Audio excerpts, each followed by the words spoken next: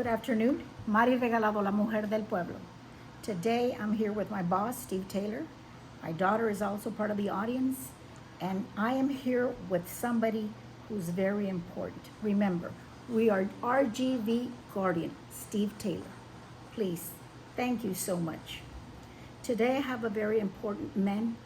Today, our very important man. Why? Because this has to deal with our taxes and the information as that being released as of a couple of months back. So it's a pleasure to see you again, and it is my honor. Thank you very much, and likewise.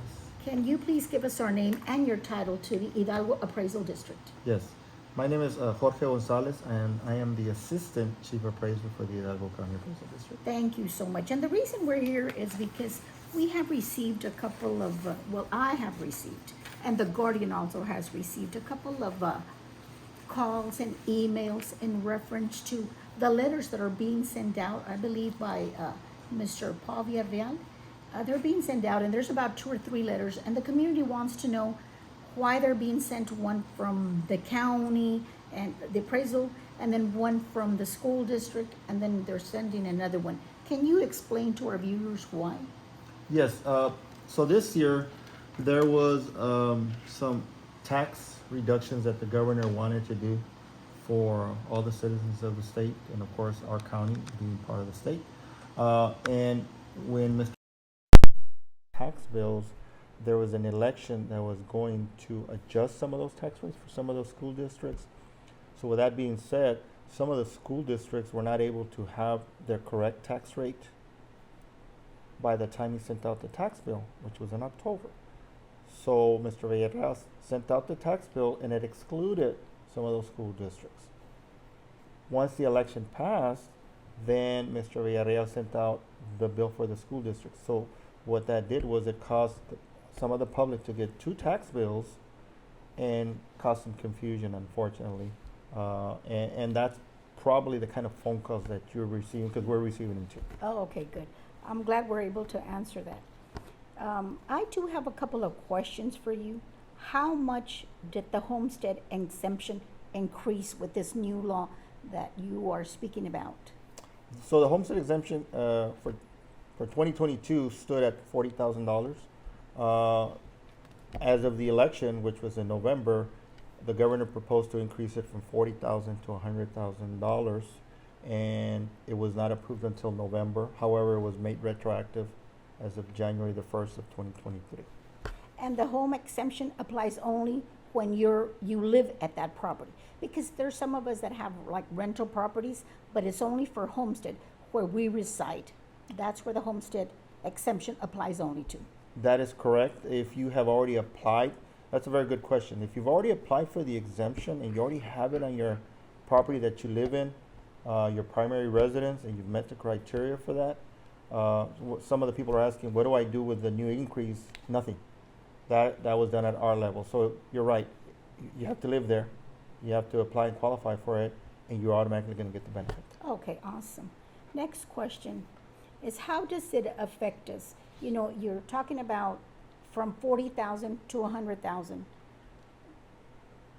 Do we go like 100,000, or do we go from 40 to 100? That means we get a 60,000 exemption, or our math? How would that work So for our viewers?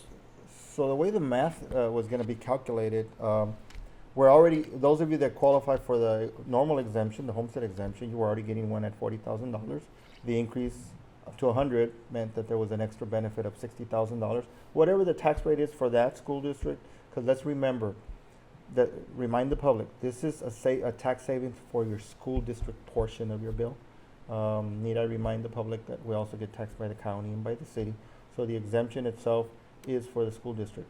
But of course, the school district being the largest taxing body, the one that charges the most rate, that's really where you want to have the benefit. So the way it's calculated is, it's based on your tax rate at that school district, multiply times the $60,000, you divide it by 100. Mm-hmm. And that's more or less the savings. And it comes out to, depending on the school district, anywhere between $500 up to $700, $750 extra in savings in property owners' pockets.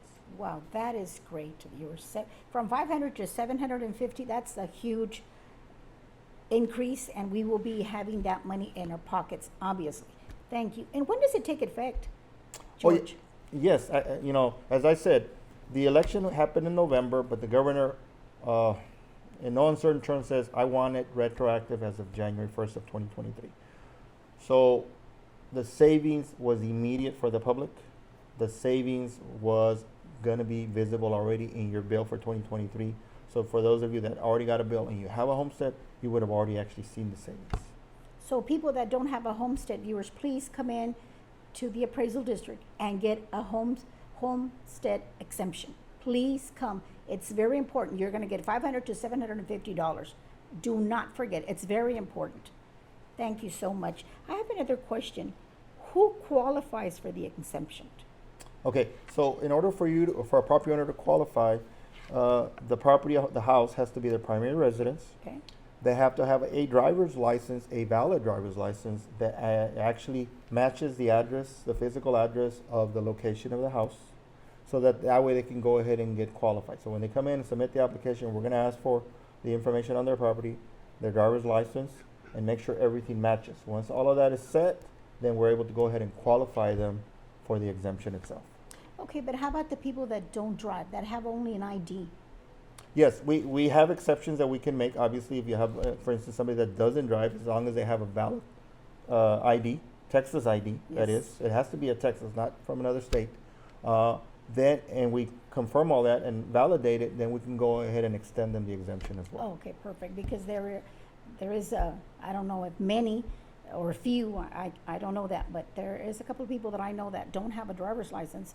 So viewers, if you do not have a driver's license, please come in with your ID, Texas ID, come in to the appraisal district.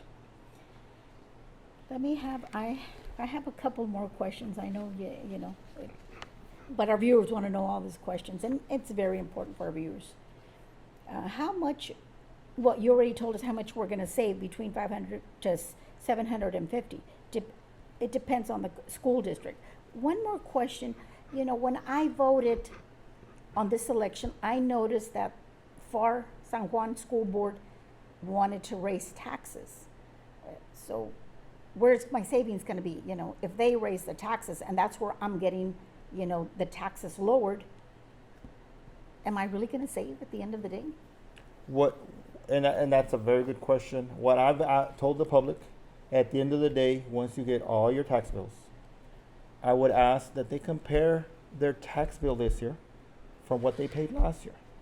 And unequivocally, you will see that anybody that has a homestead is going to wind up having a significant savings on their property taxes. Even if some of the school districts wound up having a slight increase, but the overall was actually a decrease. So less out of our pockets. Okay. So we're going to still stay more or less, though the school district did increase, and there was, I think, 8 school districts that tried to increase, but only 6 went through. 2 of them, I believe, didn't go through. Sure. So still, those 6 school districts, we're still going to save, because I'm part of FAR San Juan Alamo, and I know it passed, so I'm still going to be able to see a savings between $500 to $750. Yes, ma'am. That is Okay. correct. That is correct. Good. And everybody, you're going to be saving. That's awesome. I guess that's all the questions I have for you, George. But I want to go now into the Spanish, because we're going to go ahead and do another one in Spanish, because it's very important that people that know Spanish, like I know Spanish, you can define every question that I've asked you in Spanish, so we can, I'm not going to say educate them, no, because we don't educate anybody. I'm not a teacher. But we can give them this experience and this knowledge that you have on saving taxes on their properties. Sure. So thank you so much. We'll see you viewers in Spanish later on.